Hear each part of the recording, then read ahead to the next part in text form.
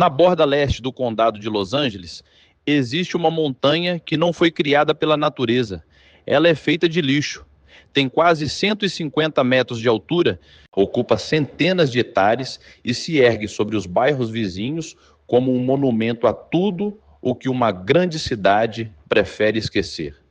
Mas o mais estranho não é o que foi enterrado ali, é o que começou a desaparecer ao redor dela, e porque ninguém conseguia explicar o que estava acontecendo. Durante quase 6 décadas, o aterro de Puente Hills recebeu cerca de 12 mil toneladas de resíduos domésticos por dia. Quando suas operações terminaram, em outubro de 2013, cerca de 130 milhões de toneladas estavam acumuladas sob aquela paisagem artificial. Por muito tempo, ele foi considerado o maior aterro sanitário em atividade dos Estados Unidos.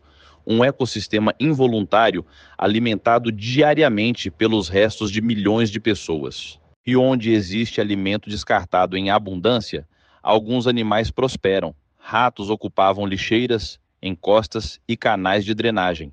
Colônias de gatos ferais se reuniam perto das luzes e dos restos de comida, atraídas também pelos próprios roedores. Para quem vivia em Hacienda Heights, Whittier ou City of Industry, os animais pareciam parte permanente da paisagem. O aterro alimentava os ratos e os ratos alimentavam todo o resto. Ao longo dos anos, autoridades recorreram a armadilhas, pesticidas, campanhas sanitárias e programas de controle. Milhões foram gastos tentando reduzir riscos associados a pulgas, contaminação e doenças transmitidas por roedores. Ainda assim, o problema sempre voltava. Para muitos moradores, Puente Hills e seus ratos haviam se tornado praticamente inseparáveis. Parecia uma batalha urbana sem solução, até que alguma coisa começou a mudar. Primeiro, os ratos passaram a aparecer com menos frequência nas áreas próximas ao aterro. Não foi uma mudança repentina o bastante para virar manchete, mas foi constante demais para ser ignorada. Trilhas, estacionamentos e bordas de bairros onde os roedores eram vistos todas as noites começaram a ficar estranhamente silenciosos. Nenhuma nova tecnologia havia sido instalada. Nenhuma grande operação pública tinha sido anunciada. Mesmo assim, a pressão parecia estar diminuindo. Depois, os gatos ferais também se tornaram menos visíveis. Câmeras noturnas registravam cada vez menos movimentos nas mesmas zonas onde antes eles circulavam em busca de comida. E então surgiu um sinal ainda mais inesperado.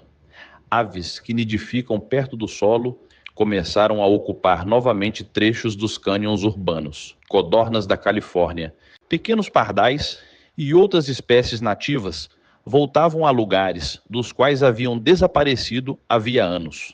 O Departamento de Saúde Pública não havia planejado essa transformação. A cidade de Whittier não havia criado um novo programa secreto. Os distritos sanitários também não podiam assumir o crédito. Durante anos, quase ninguém percebeu quem estava alterando silenciosamente o equilíbrio daquele lugar.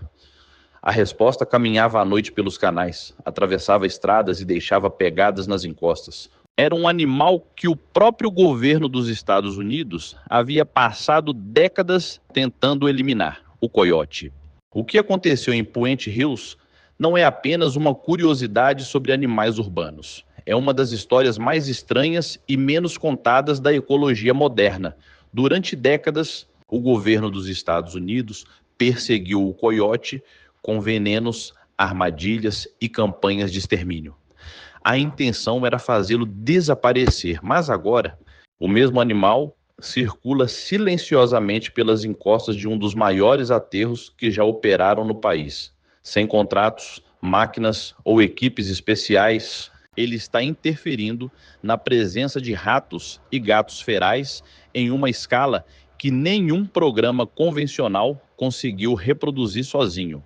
Mas não conclua que a explicação é simples. Os coiotes realmente caçam pequenos mamíferos, porém, a parte mais poderosa da história pode acontecer sem que precisem matar cada rato. A presença de um predador muda horários, rotas, a alimentação e até o sucesso reprodutivo das presas. E isso é apenas o começo.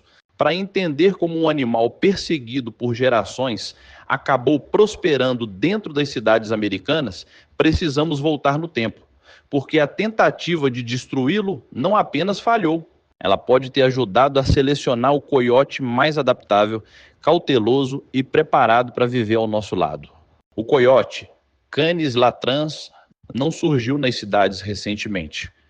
Muito antes de rodovias, bairros e aterros sanitários, ele já ocupava as regiões abertas e áridas da América do Norte. Durante milhares de anos, ele dividiu a paisagem com lobos, pumas, ursos e outros grandes predadores. Era um caçador de porte médio, rápido, oportunista e capaz de sobreviver com quase qualquer recurso disponível. O que transformou sua história não foi uma mudança natural repentina. Foi a chegada de um novo competidor, o ser humano. À medida que colonos avançavam pelo oeste durante o século XIX, também levavam rebanhos, galinhas e ovelhas. Qualquer predador que atacasse um animal doméstico passou a ser tratado como inimigo. Lobos, pumas e coiotes foram perseguidos por recompensas, armadilhas e campanhas organizadas. Os lobos sofreram primeiro. Como dependem de grupos familiares estáveis e se reproduzem lentamente, décadas de perseguição destruíram populações inteiras em grande parte dos Estados Unidos. Quando desapareceram de muitas regiões, o coiote perdeu um competidor importante e herdou um território enorme.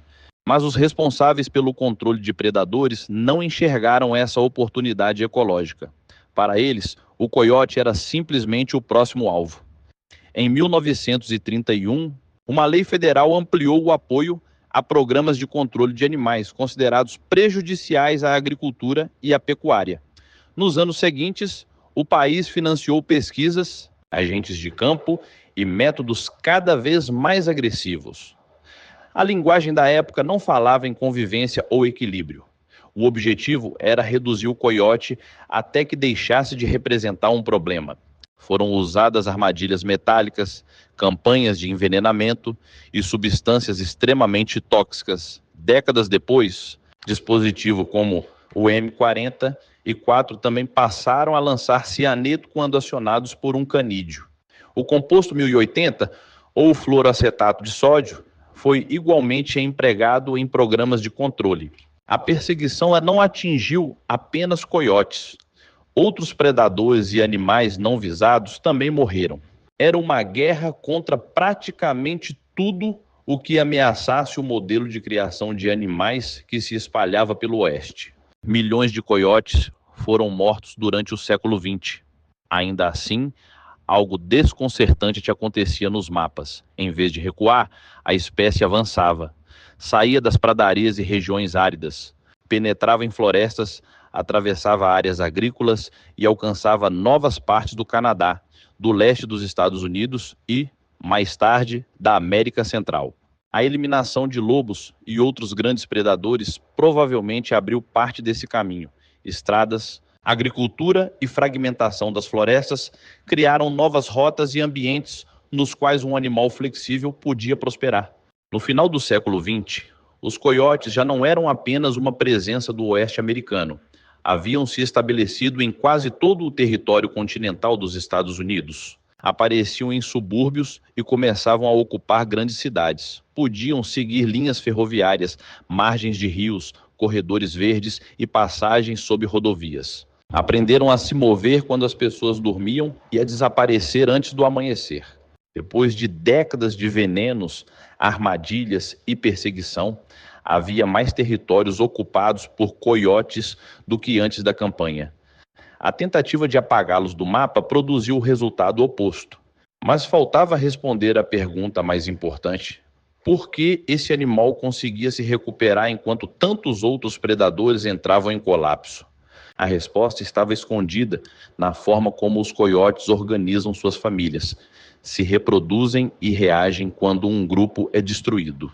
Os biólogos passaram décadas tentando entender por que a perseguição intensa não fazia o coiote desaparecer, né? A resposta não está em uma habilidade milagrosa, mas numa combinação de reprodução flexível, organização social e dispersão. Quando alimento e território estão disponíveis, a espécie responde às perdas. Quando uma área fica vazia, outros indivíduos podem ocupá-la. Essa combinação, mais do que qualquer ideia de invencibilidade, torna o controle indiscriminado pouco duradouro. Em grupos familiares estáveis, normalmente um casal residente produz a ninhada, enquanto os jovens de anos anteriores podem permanecer e ajudar a criar os filhotes. O tamanho da ninhada não é fixo, varia conforme alimento, densidade, idade das fêmeas e condições locais.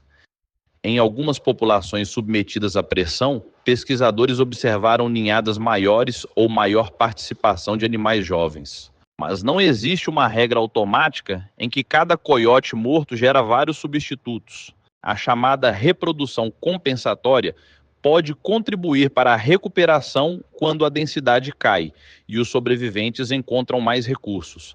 Ainda assim, estudos de campo encontraram respostas fracas ou inconsistentes. Em certos locais, a população não se recuperou principalmente porque mais filhotes nasceram ali, mas porque coiotes de áreas vizinhas entraram nos territórios vagos. Reprodução é parte da resposta, não é a única explicação.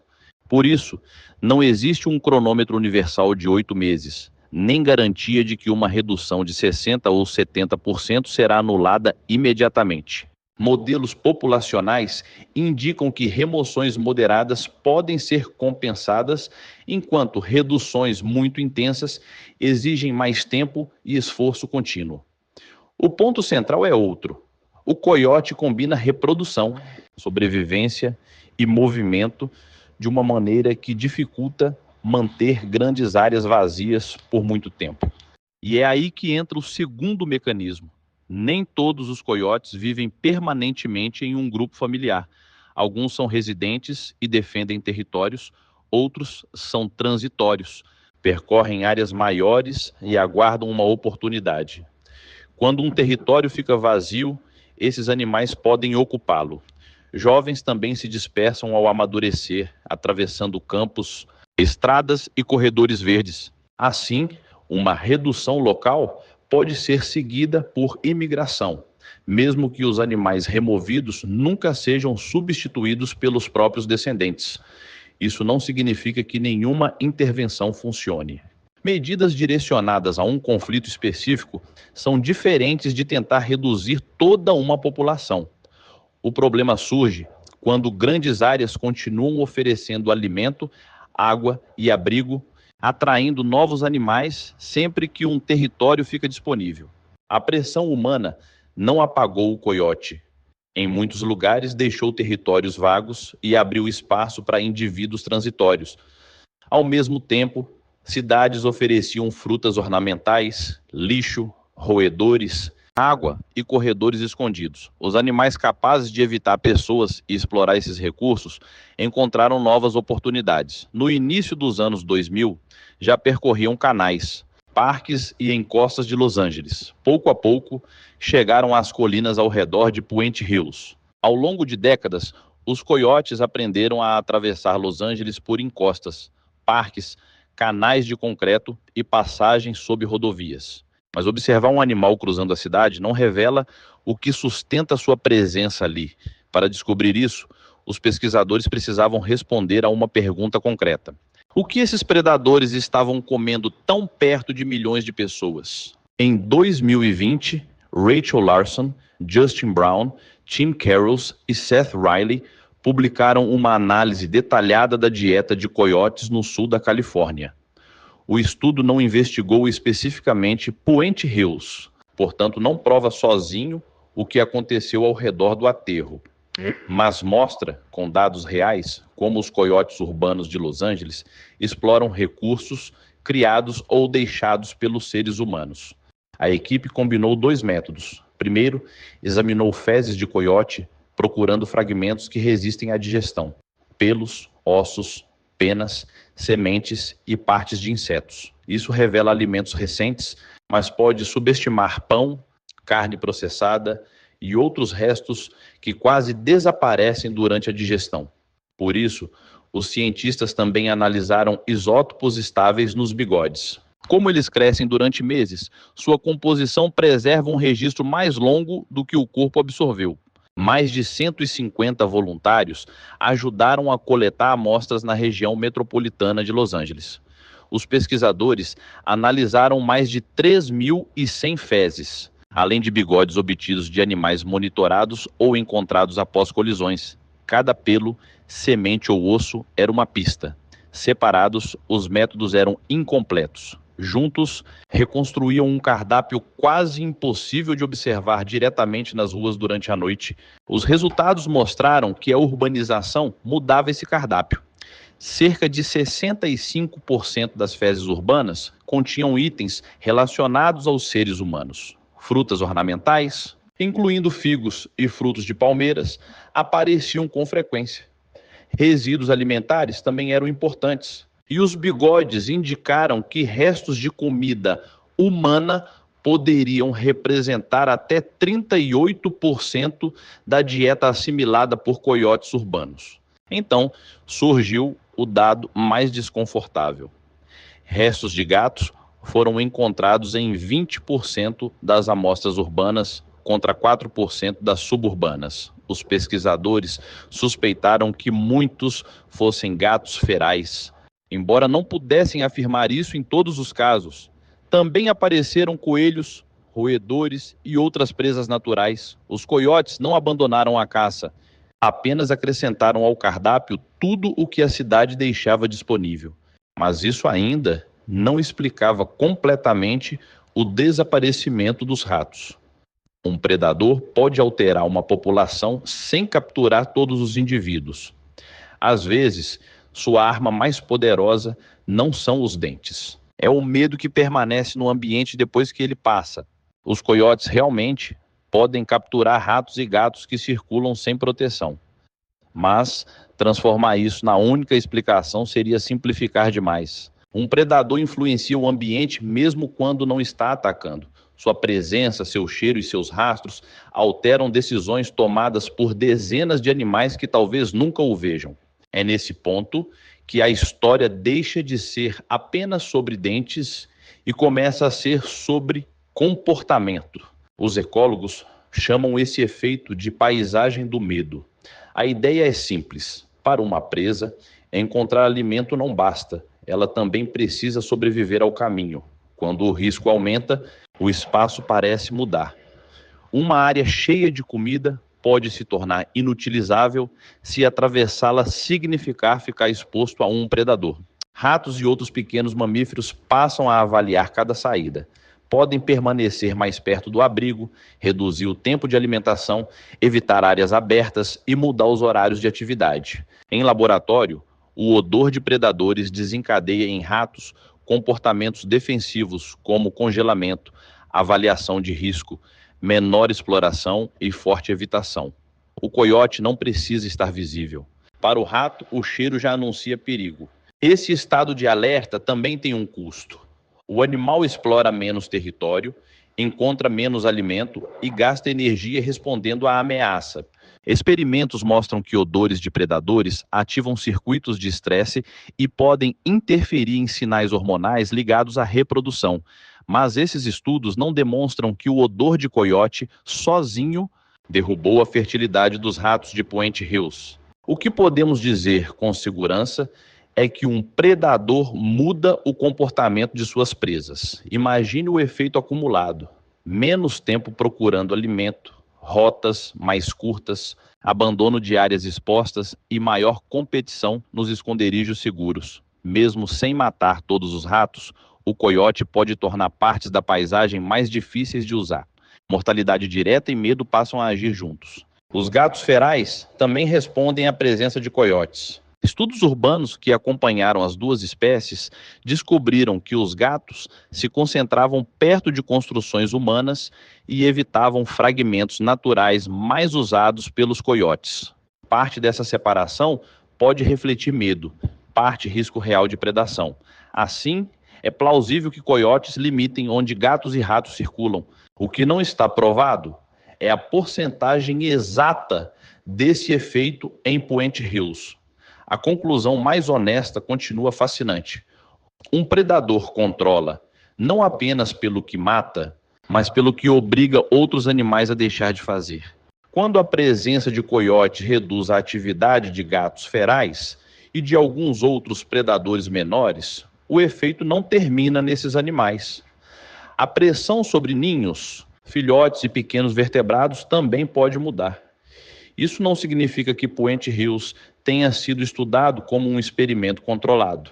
Significa apenas que existe um mecanismo ecológico plausível capaz de produzir consequências muito além dos ratos. Gatos que circulam livremente são caçadores eficientes, mesmo quando recebem alimento de pessoas. Uma revisão sistemática estimou que nos Estados Unidos continentais, eles matam entre 1,3 e 4 bilhões de aves por ano. É uma estimativa nacional, não um número medido ao redor do aterro.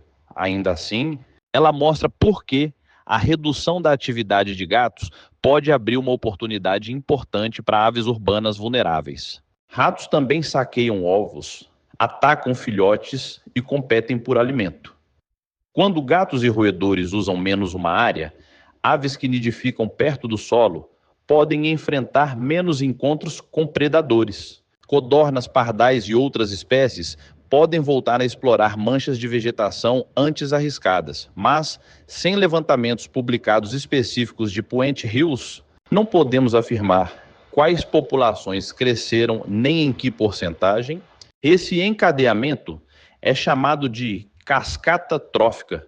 Uma mudança em um nível da teia alimentar altera o comportamento ou a abundância de organismos abaixo dele.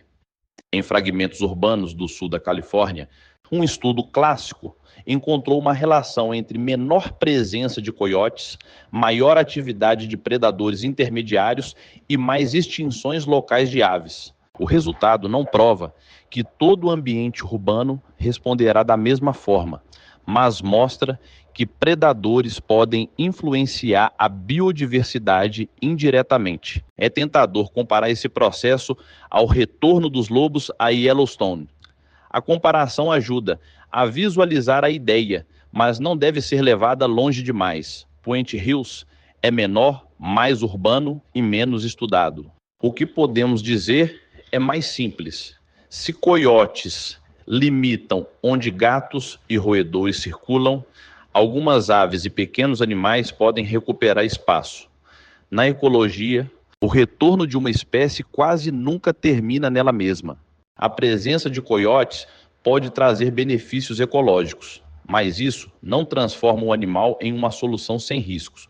Coiotes podem atacar gatos, cães pequenos, aves domésticas e outros animais desprotegidos. Para uma família que perde um pet, estatísticas não diminuem o impacto. Conviver com um predador urbano exige reconhecer o serviço ecológico sem romantizar aquilo que ele é, um animal selvagem. Ataques a seres humanos acontecem, porém são extremamente raros. O risco aumenta quando coiotes perdem o medo das pessoas, recebem comida ou encontram lixo e ração disponíveis. Um animal habituado pode se aproximar demais, defender uma toca ou reagir à presença de um cão. Por isso, manter distância, não alimentar a fauna e proteger animais domésticos são medidas essenciais. Isso muda a discussão sobre controle. Remover um indivíduo que perdeu o medo, atacou uma pessoa ou apresenta comportamento perigoso não é o mesmo que tentar reduzir todos os coiotes de uma região. Ações direcionadas podem responder a um conflito imediato. Campanhas amplas, porém, frequentemente produzem reduções temporárias, porque territórios vagos podem ser ocupados por animais de áreas próximas. O debate real não é escolher entre coiotes bons e coiotes maus. Eles controlam roedores e influenciam outros predadores, mas também podem causar perdas reais. Nossa percepção de risco raramente acompanha as probabilidades. Um encontro dramático recebe manchetes. Milhares de noites sem incidentes passam despercebidas. Ao mesmo tempo, serviços ecológicos lentos e invisíveis quase nunca aparecem nas notícias. Talvez seja por isso que tantas cidades desejem os resultados produzidos pelos coiotes: menos roedores, menos pressão sobre certas aves e um sistema mais equilibrado, sem aceitar o próprio animal. Mas uma cidade não pode escolher apenas as partes confortáveis de um ecossistema. A convivência depende de reduzir alimentos acessíveis, proteger pets, afastar animais excessivamente ousados e agir de forma específica quando existe perigo. O conflito não é apenas ecológico, é também cultural. Para testar essa ideia em uma cidade real, pesquisadores acompanharam gatos de vida livre e coiotes em fragmentos naturais da região metropolitana de Chicago. Eles usaram radiotelemetria para registrar onde cada animal se movia e quanto seus territórios se sobrepunham. O objetivo não era provar que os coiotes eliminavam todos os gatos, mas descobrir se sua presença alterava o espaço que os gatos se sentiam seguros para usar. O padrão foi claro.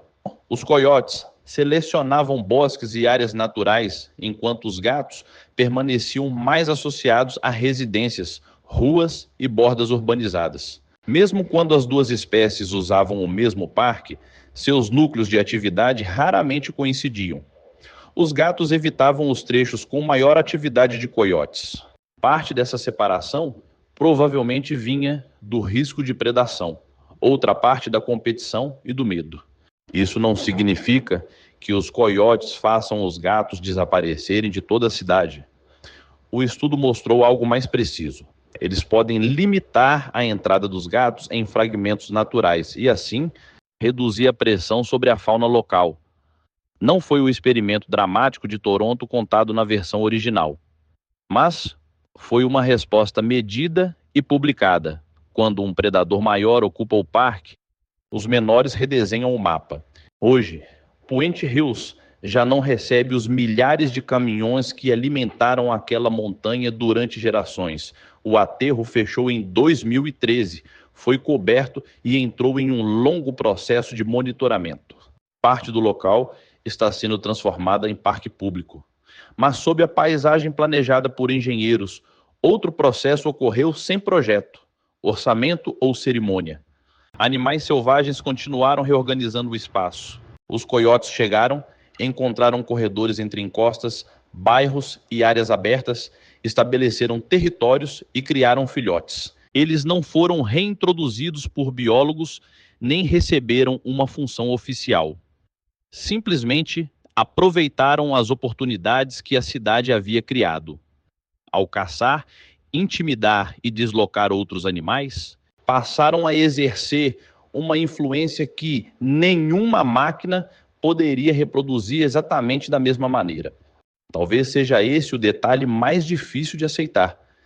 Costumamos imaginar a natureza como algo distante: florestas, desertos, reservas e parques nacionais. As cidades seriam o oposto: concreto, asfalto, luz artificial e ruído. Mas Los Angeles nunca deixou de pertencer à ecologia.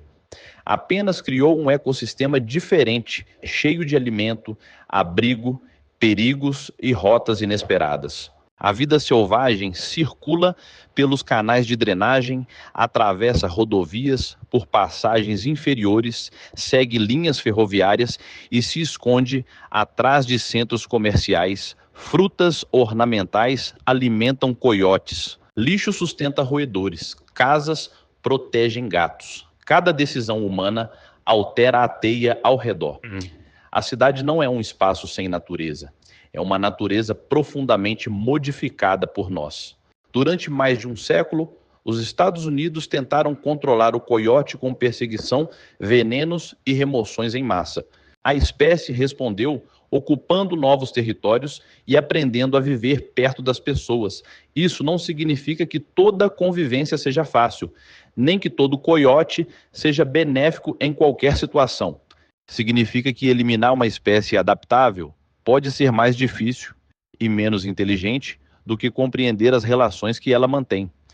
Em Puente Hills, a imagem mais poderosa talvez não seja a de um predador vencendo uma batalha, é a de um sistema encontrando novas formas de funcionar depois que os caminhões pararam.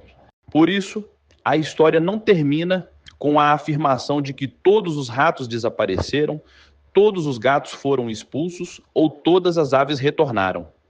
Os dados disponíveis não permitem essa certeza. O que eles mostram é mais sutil. Coiotes urbanos consomem roedores e gatos, mudam o comportamento de outras espécies e podem limitar onde predadores menores circulam. Quando o animal no topo muda, o restante da paisagem também pode responder.